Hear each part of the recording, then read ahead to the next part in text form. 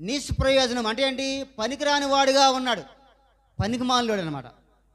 ఎందుకనంటే నీ దగ్గరే పని చేస్తూ నీ ఇంట్లోనే దొంగతనం చేశాడు. అరే అది విచిత్రంగా ఉంది ఇది.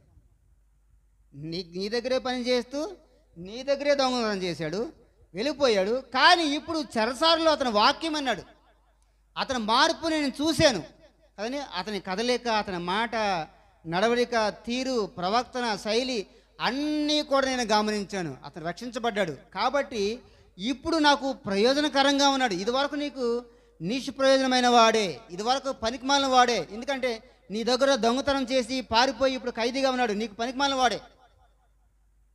బహుశా లోకానికి కూడా పనికిమాలిన వాడే, నాకు కూడా పనికిమాలిన వాడే. కానీ తాను వాక్యము విన్న తర్వాత, మారు మనసు పొందిన తర్వాత, రక్షించబడిన తర్వాత అతడు నాకు ప్రయోజనకరంగా ఉన్నాడు. నాకు మాత్రమే కాదు, ఇప్పుడు నీకు కూడా ప్రయోజనం.